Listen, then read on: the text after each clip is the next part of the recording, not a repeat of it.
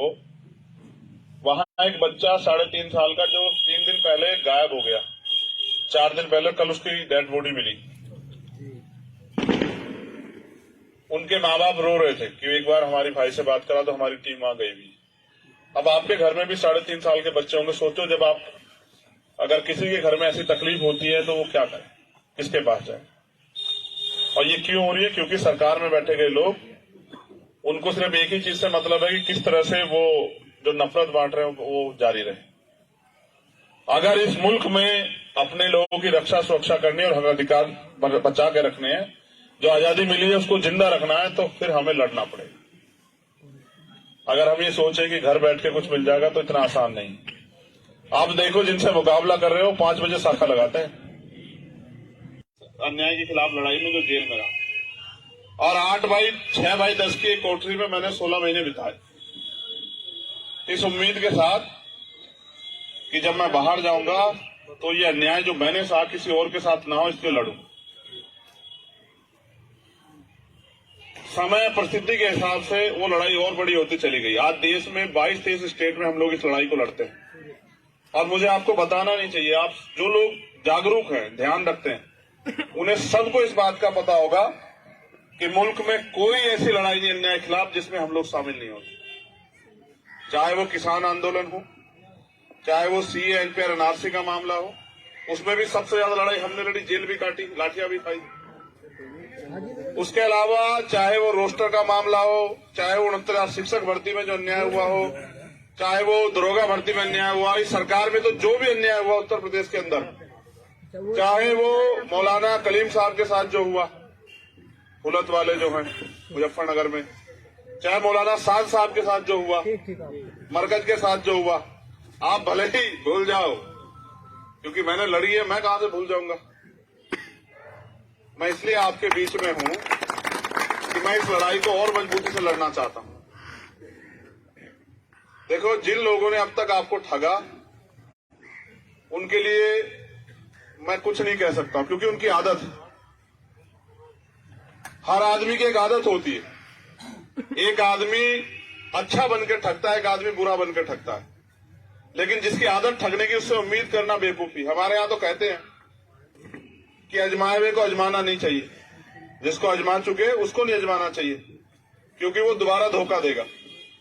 मेरा एक प्रयास ये है कि इस देश के जो वो तबके जो अन्याय का सामना कर रहे हैं, चाहे वो किसान हो, मजदूर हो, चाहे वो दलित हो, चाहे पिछड़े हो, और चाहे वो मुसलमान हो, जैन हो, सिख हो, बौद्ध हो, ईसाई हो, पारसी हो, जो अपने ही मुल्क में, एक तरफ कल हमने गणतंत्र दिवस मनाया 26 जनवरी, जिस दिन इस देश में संविधान लागू और हमें आजादी मिली, अवसर मिले, अवसर की समानता आई कि मुल्क के हर पद पे हम लोग जा सकते हैं। हर ऐसा कोई काम नहीं देश के जिस किसी भी कोने में जाके हम जो लोग नहीं कर सकते। लेकिन आज इस देश में जो सत्ताधारी लोग हैं, उन्होंने ऐसा माहौल बना दिया है। उत्तर प्रदेश में तो इस डबल इंजन की सरकार ने कि यहां जाति धर्म देख के कार्रवाई होती, यहां सरनेम से जो है अपराध तय होता और सजा मिलती। और इस अन्याय को हमसे बेहतर कौन वो करेगा जिन्होंने सहा। एक आदमी जिसने देखा, एक आदमी जिसने सहा कि निर्दोष होते हुए किस तरह हुकूमत में बैठे लोग लोगों को डराने का, धमकाने का, दबाने का, कमजोर करने का, तोड़ने का प्रयास कर रहे हैं। इनकी इस नफरत की लड़ाई के खिलाफ, इनके इस तानाशाही के खिलाफ हम लोगों ने अपने आंदोलन को धरातल पर मजबूत किया। और आप अगर मुझे जानते हैं, यहां बेटा हर एक वाइस शख्स अगर मुझे जानता तो इस बात के साथ नहीं जानता कि मेरे पिताजी बहुत बड़े नेता थे, मेरी मां बहुत बड़ी नेता थी, मेरे दादाजी बहुत बड़े नेता थे। कोई इस बात से नहीं जानता। अगर हर कोई जानता है, वो इस बात से जानता है कि जहां कहीं लड़ाई में, अन्याय में किसी की जरूरत होती तो सबसे पहले चंद्रशेखर खड़ा होता है। बताओ अगर मैं गलत कह रहा हूं। अगर आप मुझे जानते हैं, इसके अलावा कोई एक बात हो तो बताओ मेरे बारे में। ना मैं बहुत पैसे वाला हूं, ना मेरे घर में कोई राजनीति करता था, ना ही मेरा बहुत बड़ा कोई कारोबार है। एक ही चीज मुझसे आती है कि मैंने कभी अन्याय के खिलाफ पीठ नहीं की। और जो भी लड़ाई, चाहे वो किसानों की हो, मजदूरों की हो, मां बहनों पे अत्याचार की हो, या मजहब के खिलाफ हो या फिर हक हकूक की हो, मैंने हर लड़ाई को लड़ा, लेकिन किन्हीं कारणों से आज उस लड़ाई को जो अंजाम देना है उस तक नहीं पहुंच पा रहे। और वो अंजाम को देने का रास्ता जो है कल के दिन तय हुआ था, जब भारत में 26 जनवरी 1950 को संविधान लागू हुआ और वोट का अधिकार हमें मिला। ये मुल्क हमारा है ना, मगर इस मुल्क में हमें कितने अधिकार मिले हैं अभी आप खुद से सवाल करो। जिन अधिकारों के साथ मुल्क को बनाने वालों ने, मुल्क को आजाद दिलाने वालों ने कुर्बानियां दी थी, शहादतें दी थी, कई तहरीकें हैं, इसमें रुमाल तहरीक उसमें से एक, उनके हिस्से में इस देश में आया क्या अभी? क्या किसान को उसकी फसल का उचित दाम मिल रहा है? क्या यहां धार्मिक रूप से आप अपने उपासनाओं को, अपनी प्रार्थनाओं को, अपने कार्यक्रमों को करने की आजादी मिल रही है देश में? क्या इस देश में सरकारें भाईचारा बढ़ा रही हैं? क्या इस देश में नौजवानों को रोजगार मिल रहा है? क्या इस देश में महंगाई, जिसके सपने लेके सरकार के लोग आए थे बड़े बड़े वादे करके, क्या वो खत्म हो गई है? एक चीज तो मिली कि पहले अगर किसी के साथ कोई अन्याय होता था, कोई तकलीफ में होता तो दूसरा उसका हाथ पकड़ता था। अब अगर अन्याय होता है या कोई सड़क पे आप देखना किसी के साथ कोई हादसा हो जाए तो ये कहते हुए डर लगता है कहीं ऐसा ना हो इसी में कोई इल्जाम लग जाए हमारे ऊपर। आज ऐसे हालात हो गए। और जब रिजल्ट आता है, देखो जितने झूठ फैला लो आप, जैसे मरकज का मामला था, इन्होंने पूरा झूठ फैलाया, पूरा कोरोना घेर दिया कि साहब मरकज से कोरोना वो हो गया, और जी भर के गालियां दी, जी भर के अपमान किया, और फिर जब कोर्ट का आदेश आया तो पता लगा मरकज का कोई रोल ही नहीं। अब इसका जवाब कौन देगा भाई? उसकी वजह से जो नुकसान हुआ उसका जवाब कौन देगा? देखो ताकतवर लोगों को फिर भी कुछ ना हो, समीर भाई बिल्कुल सच कह रहा हूं, लेकिन कहीं भी अन्याय होता है, ये नफरत फैलती है तो उसका सामना गरीब आदमी को करना पड़ता है जिसके पास कुछ नहीं, जो सड़क पर निकलता है इस काम से कि अपने बच्चों का पेट भरेगा, और वो शिकार हो जाता है इनकी नफरत का। लेकिन क्योंकि अगर उनकी बात को, अगर जो सवाल उनके दिल में उसका जवाब नहीं मिलेगा तो फिर क्या मजेदारी। मेरा काम करने का तरीका तो आपको अभी दिख जाएगा 1 साल में। इसके लिए आपको 10-20 साल इंतजार थोड़ा ही करने हैं। आपने तो ऐसे लोगों को भी बना दिया जिनकी शक्लें भी आपने नहीं देखी, उनको ढूंढते फिरते आप काम ले। बताओ बनाया नहीं बना, बताओ। और उनसे काम कह दोगे तो वो कहेंगे क्यों क्यों, किस बात का काम? और मैं कह रहा हूं ऊपर वाले से डर के, वो कुदरत जिसको आप जिस भी नाम से मानते हैं, ईश्वर, अल्लाह, ईसा मसीह, या किसी भी नाम से आप उसको मानते हैं, मैं उससे डर के बात कह रहा हूं कि बिजनौर का नाम अगर पूरे देश को याद ना हो जाए काम के मामले में तब मुझे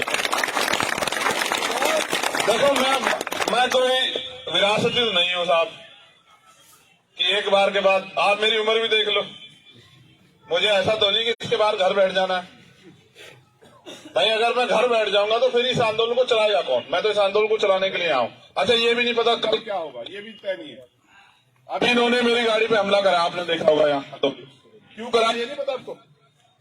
खतौली में ये अहंकार में कह रहे थे कि हमें कोई हरा नहीं सकता, हरा नहीं सकता। मैंने इनके अलग से खींच ली वो सीट। यही तो लड़ाई है मुझसे और क्या है। मैंने इनसे कहा, ये कह रहे हैं कि हमने मंत्री लगा दिए, हमने मुख्यमंत्री लगा दिए, बाबा जी भी आए वहां बड़े बड़े भाषण देंगे, बवाल सवाल जो मनाया कहेंगे। और मैंने कहा आप चिंता मत करो, उन लोगों से भी कहा कि भाई आप परेशान मत हो, देखते जाओ। ये जो जनता है ना, इसको समझाने की देर कि आज हालात क्या है। मैं आपसे पूछ रहा हूं, इस नफरत में कोई रोजगार कर लेगा क्या बाहर जाके? आप बताओ। और हम जो नफरत बांट रहे हैं, कल इसका सामना हमें नहीं करना पड़ेगा क्या? तो इसलिए मैं आपसे कह रहा हूं कि अगर अपने हक अधिकारों की लड़ाई लड़नी है तो फिर आपको खड़ा होना पड़ेगा। अगर आपको मुझसे बेहतर कोई लगे, मैं दिल से कह रहा हूं, ये मेरी मोहब्बत है आप, अगर मुझसे बेहतर कोई लगे तो उसके साथ खड़े हो जाना। मुझसे बेहतर अगर कोई लग जाए आपको काम में, जिस चीज में तोड़ लेना, और अगर ना लगे तो फिर मेरा साथ देना समय आने पे, फिर मुझे आजमा के देखना। इसलिए भी कह रहा हूं क्योंकि जब एक गरीब का बेटा, भाई आपसे भी कह रहा हूं, जब एक गरीब का बेटा आगे बढ़ता तो चुभता बहुत लोगों की निगाह में। ये मेरी बात को याद रखना। सही बात है। जब कोई अपने पैरों पे खड़ा होता है ना, कोई गरीब कुछ कर दिखाने के लिए, तो वो बहुत लोगों की नजरों में चुभता है। और ये मेरे साथ समस्या। जो लोग ताकतवर हैं जमहूरियत की वजह से, सत्ता की वजह से, वो याद रखे, मीडिया के साथी भी आए कि समय बदलता रहता है। आज आपका है, कल हमारे लोगों का भी होगा। आप देखना, इसी प्रदेश में होगा।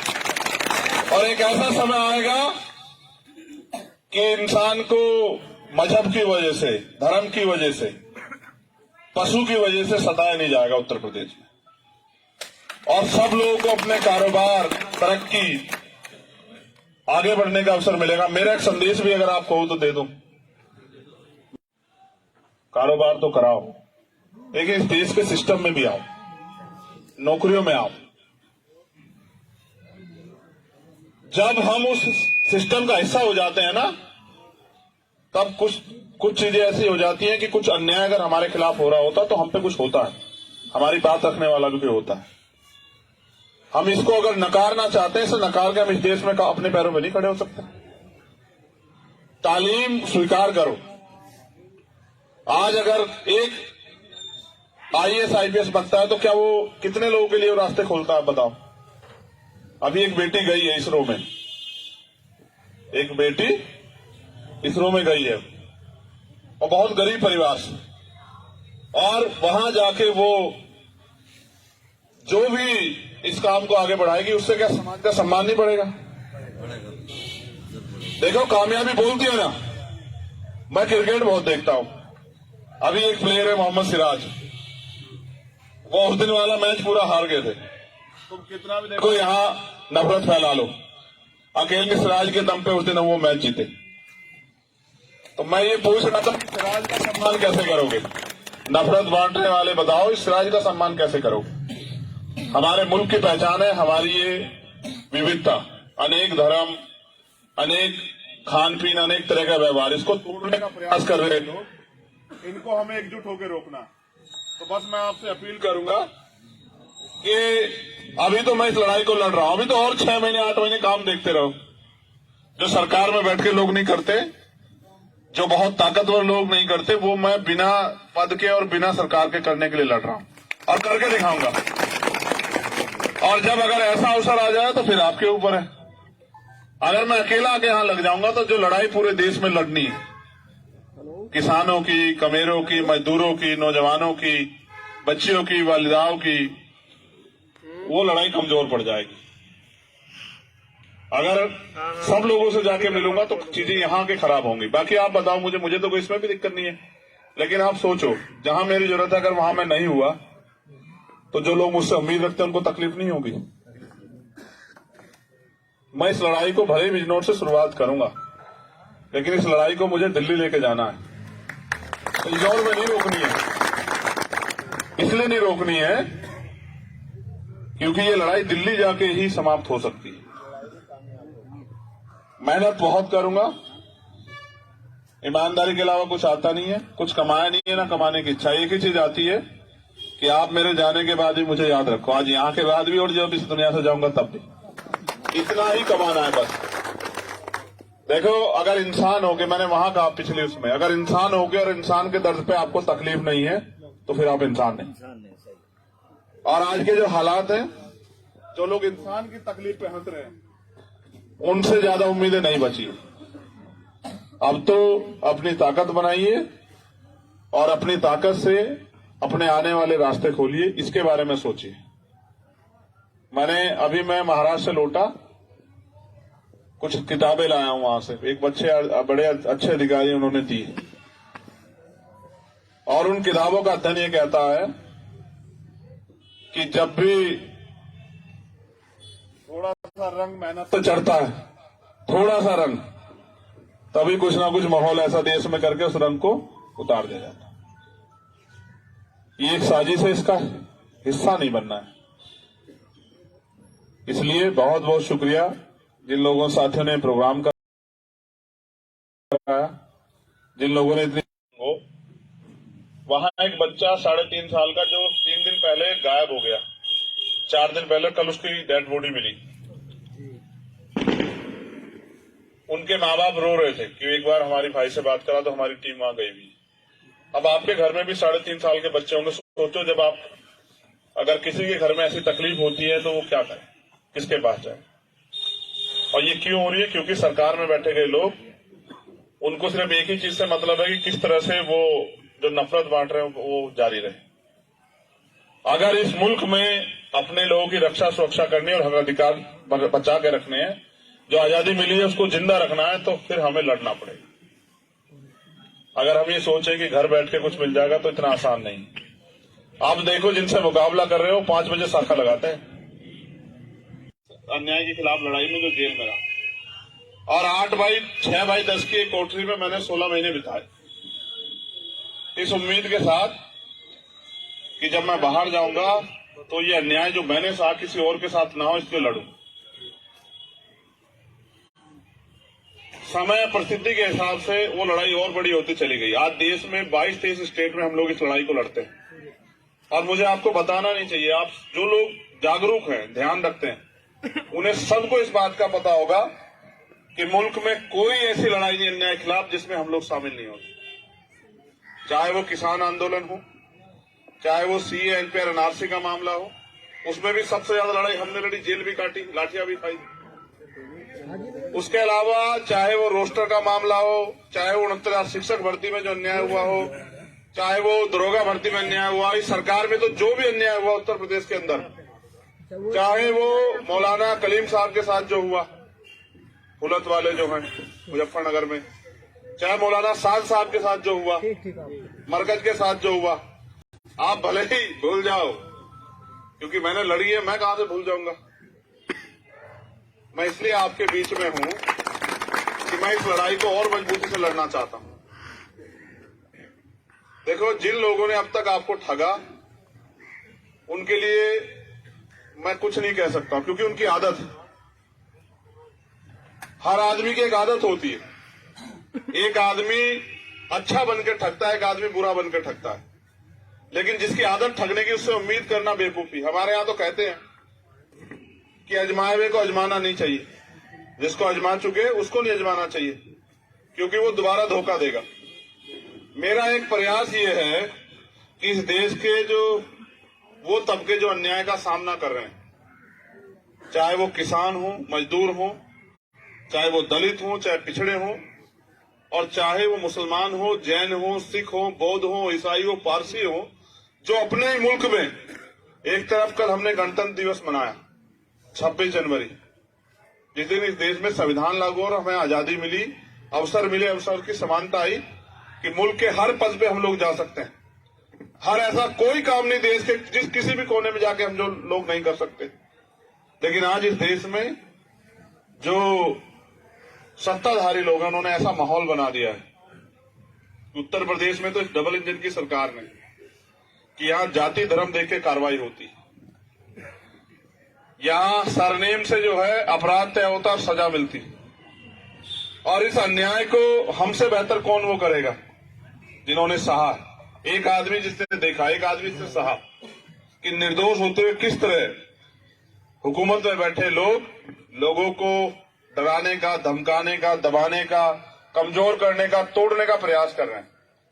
इनकी इस नफरत की लड़ाई के खिलाफ, इनके इस तानाशाही के खिलाफ हम लोगों ने अपने आंदोलन को धरातल पर मजबूत किया। और आप अगर मुझे जानते हैं, यहां बेटा हर एक वाइस शख्स अगर मुझे जानता है तो इस बात के साथ नहीं जानता कि मेरे पिताजी बहुत बड़े नेता थे, मेरी मां बहुत बड़ी नेता थी, मेरे दादाजी बहुत बड़े नेता थे। कोई इस बात से नहीं जानता। अगर हर कोई जानता है, वो इस बात से जानता है कि जहां कहीं लड़ाई में, अन्याय में किसी की जरूरत होती तो सबसे पहले चंद्रशेखर खड़ा होता है। बताओ अगर मैं गलत कह रहा हूं। अगर आप मुझे जानते हैं, इसके अलावा कोई एक बात हो तो बताओ मेरे बारे में। ना मैं बहुत पैसे वाला हूं, ना मेरे घर में कोई राजनीति करता था, ना ही मेरा बहुत बड़ा कोई कारोबार है। एक ही चीज मुझसे आती है कि मैंने कभी अन्याय के खिलाफ पीठ नहीं की। और जो भी लड़ाई, चाहे वो किसानों की हो, मजदूरों की हो, मां बहनों पे अत्याचार की हो, या मजहब के खिलाफ हो, या फिर हक हकूक की हो, मैंने हर लड़ाई को लड़ा। लेकिन किन्हीं कारणों से आज उस लड़ाई को जो अंजाम देना है उस तक नहीं पहुंच पा रहे। और वो अंजाम को देने का रास्ता जो है कल के दिन तय हुआ था, जब भारत में 26 जनवरी 1950 को संविधान लागू हुआ और वोट का अधिकार हमें मिला। ये मुल्क हमारा है ना, मगर इस मुल्क में हमें कितने अधिकार मिले हैं? अभी आप खुद से सवाल करो। जिन अधिकारों के साथ मुल्क को बनाने वालों ने, मुल्क को आजाद दिलाने वालों ने कुर्बानियां दी थी, शहादतें दी थी, कई तहरीक है, इसमें रुमाल तहरीक भी उसमें से एक, उनके हिस्से में इस देश में आया क्या? अभी क्या किसान को उसकी फसल का उचित दाम मिल रहा है? क्या यहां धार्मिक रूप से आप अपने उपासनाओं को, अपनी प्रार्थनाओं को, अपने कार्यक्रमों को करने की आजादी मिल रही है देश में? क्या इस देश में सरकारें भाईचारा बढ़ा रही हैं? क्या इस देश में नौजवानों को रोजगार मिल रहा है? क्या इस देश में महंगाई, जिसके सपने लेके सरकार के लोग आए थे बड़े बड़े वादे करके, क्या वो खत्म हो गई है? एक चीज तो मिली कि पहले अगर किसी के साथ कोई अन्याय होता था, कोई तकलीफ में होता तो दूसरा उसका हाथ पकड़ता था। अब अगर अन्याय होता है या कोई सड़क पे आप देखना किसी के साथ कोई हादसा हो जाए तो ये कहते हुए भी डर लगता है कहीं ऐसा ना हो इसी में कोई इल्जाम लग जाए हमारे ऊपर। आज ऐसे हालात हो गए।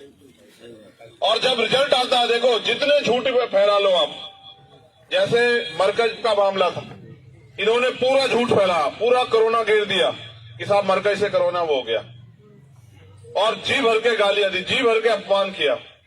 और फिर जब कोर्ट का आदेश आया तो पता लगा मरकज का कोई रोल ही नहीं। अब इसका जवाब कौन देगा भाई?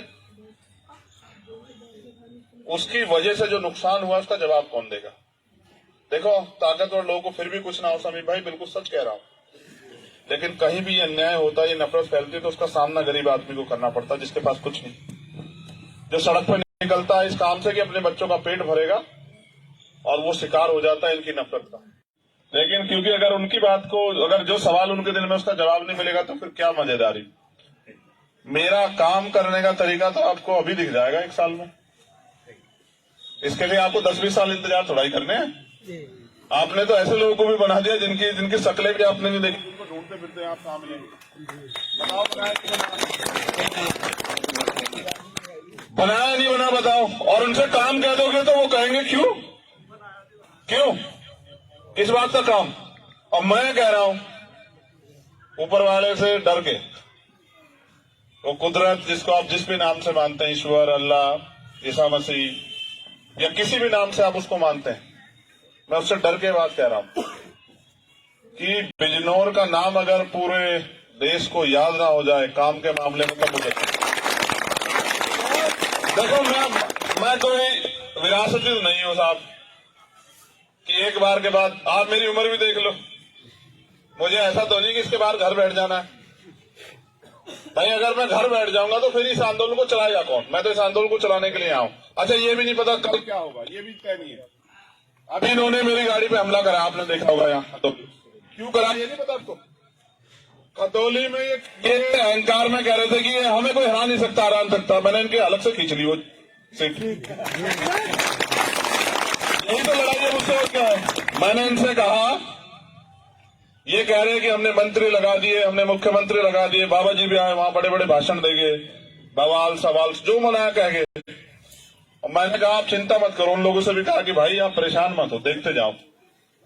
ये जो जनता है ना, इसको समझाने की देर कि आज हालात क्या है।